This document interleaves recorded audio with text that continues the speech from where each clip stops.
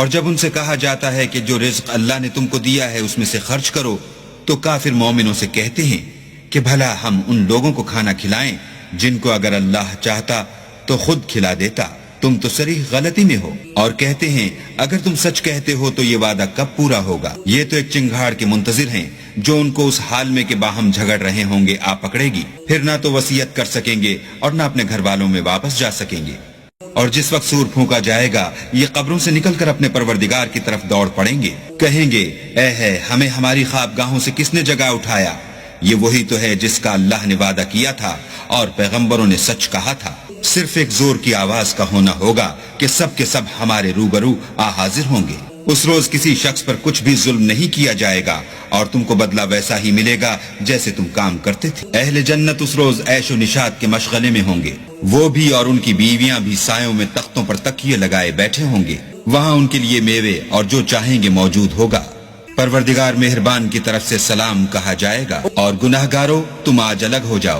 اے آدم کی اولاد، ہم نے تم سے کہہ نہیں دیا تھا کہ شیطان کو نہ پوجنا، وہ تمہارا کھلا دشمن ہے، اور یہ کہ میری ہی عبادت کرنا یہی سیدھا رستہ ہے۔ اور اس نے تم میں سے بہت سی خلقت کو گمراہ کر دیا تھا، تو کیا تم سمجھتے نہیں تھے؟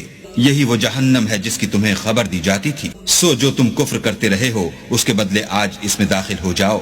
آج ہم ان کے منہوں پر مہر لگا دیں گے، اور جو کچھ یہ کرتے رہے تھے ان کے ہاتھ ہم سے بیان کر دیں گے اور ان کے پاؤں اس کی گواہی دیں گے۔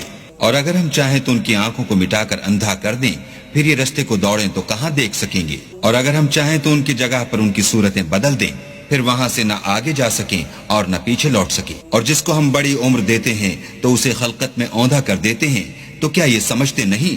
اور ہم نے ان پیغمبر کو شعر گوئی نہیں سکھائی اور نہ وہ ان کو شایع ہے، یہ تو محض نصیحت اور صاف صاف قرآن پر از حکمت ہے، تاکہ اس شخص کو جو زندہ ہو ہدایت کا رستہ دکھائے اور کافروں پر بات پوری ہو جائے۔ کیا انہوں نے نہیں دیکھا کہ جو چیزیں ہم نے اپنے ہاتھوں سے بنائیں ان میں سے ہم نے ان کے لیے 4 پائے پیدا کر دیے، اور یہ ان کے مالک ہیں، اور ان کو ان کے قابو میں کر دیا، تو کوئی تو ان میں سے ان کی سواری ہے اور کسی کو یہ کھاتے ہیں، اور ان میں ان کے لیے اور فائدے اور پینے کی چیزیں ہیں، تو کیا یہ شکر نہیں کرتے؟ اور انہوں نے اللہ کے سوا اور معبود بنا لیے ہیں کہ شاید ان سے ان کو مدد پہنچے، مگر وہ ان کی مدد کی ہرگز طاقت نہیں رکھتے، اور وہ ان کی فوج ہو کر حاضر کیے جائیں گے۔ تو ان کی باتیں تمہیں غمناک نہ کر دیں، یہ جو کچھ چھپاتے اور جو کچھ ظاہر کرتے ہیں ہمیں سب معلوم ہے۔ کیا انسان نے نہیں دیکھا کہ ہم نے اس کو نطفے سے پیدا کیا، پھر وہ تڑاک پڑاک جھگڑنے لگا اور ہمارے بارے میں مثالیں بیان کرنے لگا، اور اپنی پیدائش کو بھول گیا، کہنے لگا کہ جب ہڈیاں بوسیدہ ہو جائیں گی تو ان کو کون زندہ کرے گا؟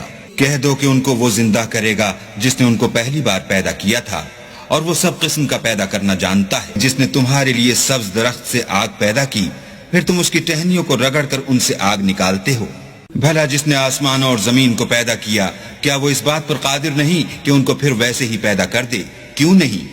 اور وہ تو بڑا پیدا کرنے والا اور علم والا ہے۔ اس کی شان یہ ہے کہ جب وہ کسی چیز کا ارادہ کرتا ہے تو اس سے فرما دیتا ہے کہ ہو جا، تو وہ ہو جاتی ہے۔ وہ ذات پاک ہے جس کے ہاتھ میں ہر چیز کی بادشاہت ہے، اور اسی کی طرف تم کو لوٹ کر جانا ہے۔